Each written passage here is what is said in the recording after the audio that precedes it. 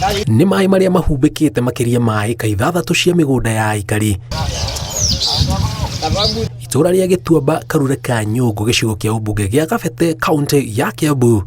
Maĩ marĩa marauga ona thengia wa mbura gũcenia no marongerereka na ta mũciĩ ũyũ nyũmba ĩno ĩtigĩtie o hanini kunĩkwo nĩ maĩ.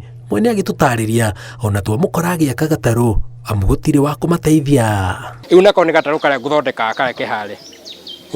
Andũ arĩa ndingĩhĩtũkagia andũ haha makahĩtũka. Ngathĩro ĩno ndĩyakĩire akumĩra kuma kũrĩa gũka na gũkũ. Rĩu ĩrĩa yagĩire maĩ ngĩthama ĩkũrĩa nĩ thungura ndĩraithagĩria ngĩcithamia ciothe ngĩciĩtwara kũrĩa. Ĩno nayo yathĩ ya thitima. Thitima nayo nĩ yahorire. Rĩu ndiakanaga. Rĩrĩ nĩ iria already. Already nĩ iria tondũ ta rĩu harĩa hakwa no ũtubĩre itingĩ ciothe nĩ ngunĩke nĩ maĩ. Na itingĩ nĩ gĩa futi kenda. Family iria affected ni 39 arĩa twa identify twokire mĩciĩ na tũke identify na nĩo tũkoretwo tũkĩmateithĩrĩria kuma hĩndĩ maĩ maokire arĩa matena gwa gũkoma arĩa maĩ kwarahĩte kwa mĩciĩ. Marauga nĩ maĩ mena kĩriga gĩa kũrĩa marauma amu makoretwo magĩthiĩ na mbere na kuongerereka na rĩu itũra rĩrĩ rĩkũrĩirwo maitho nĩ ũgwati. Nĩ kũrĩ maĩ maroima na thĩ tondũ haha twĩ gĩtobu-inĩ ũguo maĩ mau matherera kuma na kũrĩa maroka makoima haha. Na nĩ maikarĩte mena mĩeri rĩu ĩrĩ me haha me stagnant. Mongereire atĩ maragerera maya mothe thengia wa gavana na mũmbunge wa gĩcigo gĩkĩ gwĩkinyia mwena ũyũ. Ona mũtũngi ũcio wigĩrĩire ũrĩrĩ ũcio mĩtũngi ĩyo bado heho no ĩrakũhũra. Rĩu gũkũ nginya ũtukũ kũrathigina gũthigina. Maĩ makanjĩria ningĩ gũtata.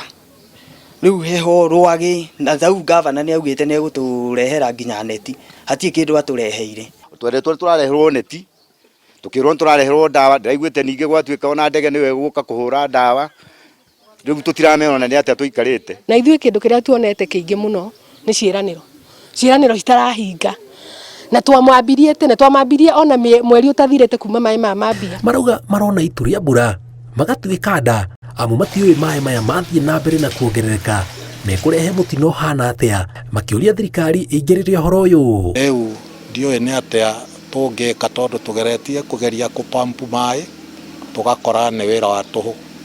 Rĩu no thirikari ingĩkĩũria tondũ kĩrĩ thirikari itũ-rĩ na ti mũciĩ ũmwe affected-rĩ ũyũ nĩ ũmwe wa mĩingĩ-rĩ around here-rĩ.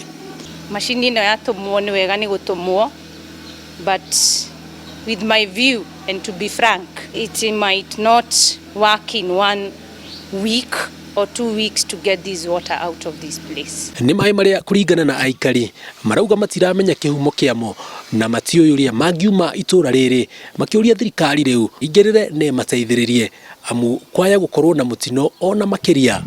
Ngĩribotera Inooro TV kuma itũra rĩa Gĩtuamba kaunti ya Kiambu njĩtagwo Njenga Wambui.